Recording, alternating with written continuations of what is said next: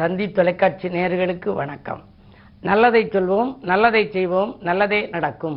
இன்று 21/8/2024 புதன்கிழமை, சதயம் நட்சத்திரம், காலை 6:20 வரை, பிறகு பூரட்டாதி. இன்றைக்கு நான் உங்களுக்கு சொல்ல இருக்கிற நல்ல கருத்து, ஜோதிட பழமொழிகள். ஜோதிடத்தில் எத்தனையோ பழமொழி இருக்கு, ஆனால் அது பல அனுபவங்களில் பார்க்குற பொழுது அது சில இது நடக்குது.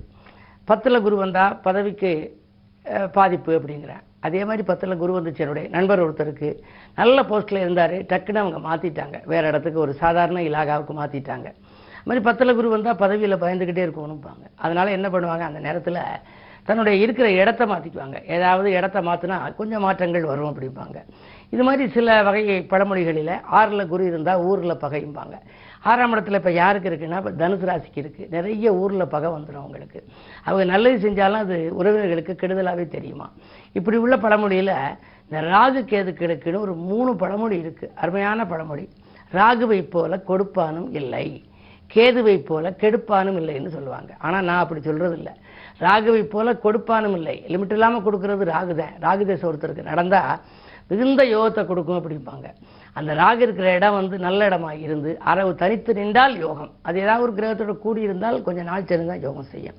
கேதுவை போல கெடுப்பானும் இல்லைன்னு சொல்லக்கூடாது, கேதுவை போல கிடைப்பானும் இல்லைங்கணும். கேது ஞானகாரகன். ஞானத்தன்மை ஒருத்தருக்கு சாதாரணமாக கிடைக்காது, ஒரு பிறப்பினுடைய தொடர்ச்சி. சில பிள்ளைங்களை பார்த்தீங்கன்னா அது எப்படி இந்த கணக்கெல்லாம் போடுதுன்னு நம்மளே ஆச்சரியப்படுவோம். நல்ல நாலடிச்சு, நல்ல மூளை அப்படின்னு பாராட்டுவோம். அவங்களுக்கெல்லாம் கேது ஆதிக்கம் நல்லாயிருக்கும். அதில் ஒரு பழமொழி, இரவில் செய்தாலும் அறவில் செய்யாதேன்னு. இரவில் செய்தாலும் அறவில் செய்யாதே. இரவு நேரத்தில் கூட ஒரு காரியத்தை செய்யலாமா, ஆனால் அரவு நேரத்தில் செய்யக்கூடாது. அரவு நேரம்னா என்ன, ராகு காலம்.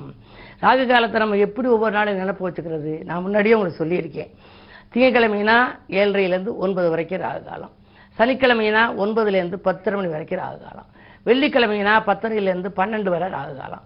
சரி, இப்படி திங்கள் செவ்வாய் புதன் அடிப்படையில் இல்லாமல் திங்கக்கிழமை வருது, அடுத்து சனிக்கிழமை வருது, அப்புறம் வெள்ளிக்கிழமை வருது, இதை நம்ம எப்படி நினைப்பு வச்சுக்கிறதுன்னு நீங்கள் நினைக்கலாம்.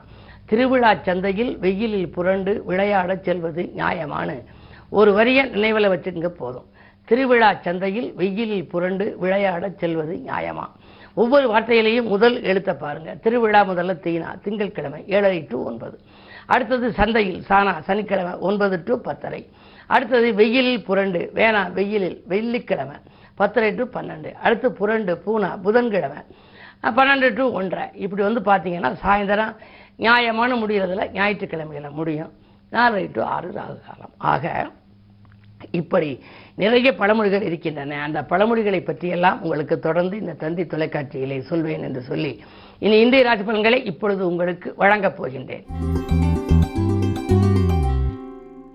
மேசராசி நேயர்களே, உங்களுக்கெல்லாம் இன்று ஒரு இனிய நாள், யோகமான நாள் என்று கூட சொல்லலாம்.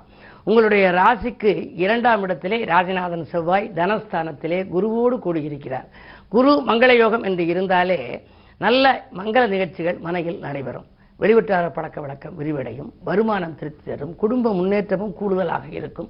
உடன் இருப்பவர்களும் உடன்பிறப்புகளும் ஒத்துழைப்பு செய்வார்கள். வியாபாரம் தொழில் வெற்றி நடை போடும். இந்த நாள் இனிய நாள். ரிஷபராசி நேயர்களே, லாபம் 2 மடங்காக உயரும் நாள்.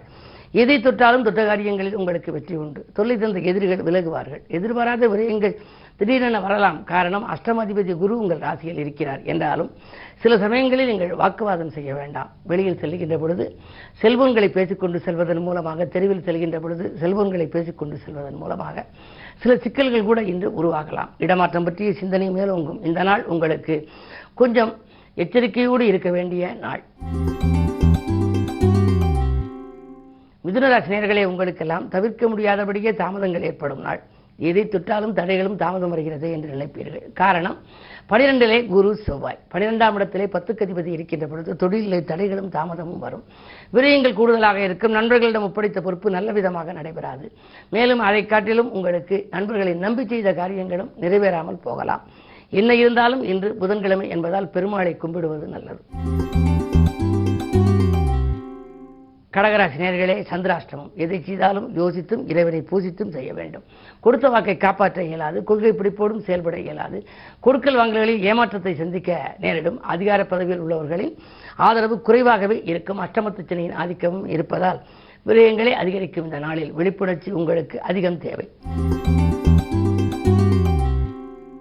சிம்மராசினியர்களே, 7லே சனி, ராசியில் சூரியன் ஒன்றையொன்று பார்க்கிறது. எனவே உங்களுக்கு எதை தொட்டாலும் தொட்ட காரியங்களில் வெற்றி கிடைக்குமா என்பது சந்தேகம்தான். விரயங்கள் கூடுதலாக இருக்கும். அதே நேரத்தில் உங்களுக்கு நாட்டுப்பற்று மிக்கவர்களின் நல்ல ஆதரவோடு ஒரு சில காரியங்களிலும் வெற்றி கிடைக்கலாம். என்ன இருந்தாலும் உங்களுக்கு துணிவும் தன்னம்பிக்கையும் குறைவாகவே இருக்கும்.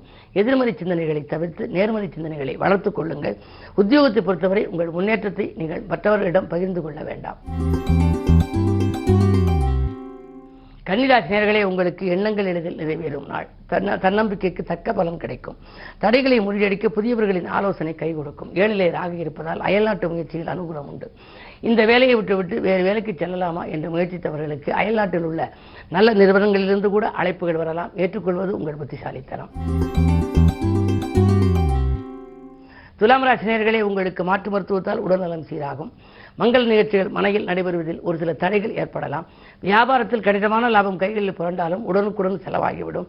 தேவையில்லாத வீண் பிரச்சனைகளில் சிக்கி தலையிட வேண்டாம். பிறருடைய பிரச்சனைகளில் தலையிடுவதன் மூலம் உங்களுக்கு மன நிம்மதி கொஞ்சம் குறைவாகவே இருக்கும். அதே நேரத்தில் 5லே சனி இருப்பது வக்கரமாக இருப்பதால் பிள்ளைகளையும் உங்கள் மேற்பார்வையில் வைத்துக் கொள்ளுங்கள். விருச்சிக ராசினியர்களே, உங்களுக்கெல்லாம் விஐபிக்கள் வீடு தேடி வருகின்ற நாள். வேண்டிய காரியத்தை விரும்பியபடியே செய்து முடிப்பீர்கள். வருமானம் திருப்திகரமாக இருக்கும். தொழில் அபிவிருத்தி, உத்தியோக அபிவிருத்தி என்று உண்டு. அது மட்டுமல்ல, வியாபாரத்தில் கணிசமான லாபம் கைகளிலே புரளப் போகிறது.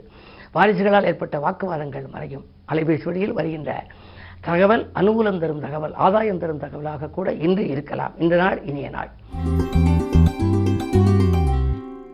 தனுசு ராசி நேயர்களே, உங்களுக்கெல்லாம் நலமுடன் வாழ நண்பர்கள் கை கொடுத்து உதவும் நாள். நாடு மாற்ற சிந்தனைகளும் மேலோங்கும்.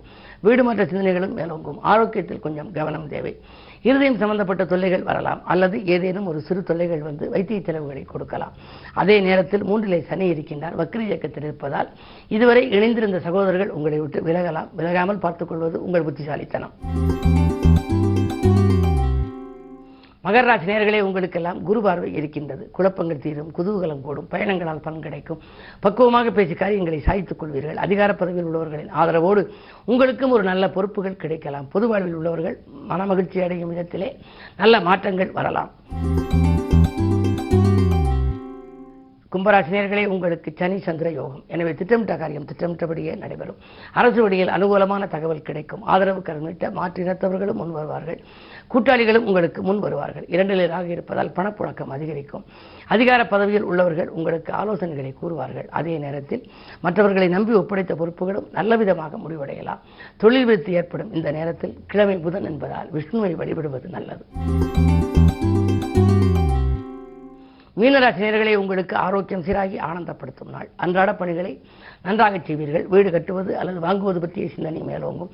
உடன்பிறப்புகள் உங்களுக்கு உறுதுணையாக இருப்பார்கள். கடன் சுமை பாதிக்கு மேல் குறையலாம். பதவி உயர்வு பரிசீலனையில் இருக்கிறது என்று நினைப்பீர்கள். அந்த பதவி உயர்வு இன்றைக்கு கிடைப்பதற்கான அறிகுறிகள் தென்படும். மேலும் விவரங்கள் அறிய தினத்தந்தி படியுங்கள்.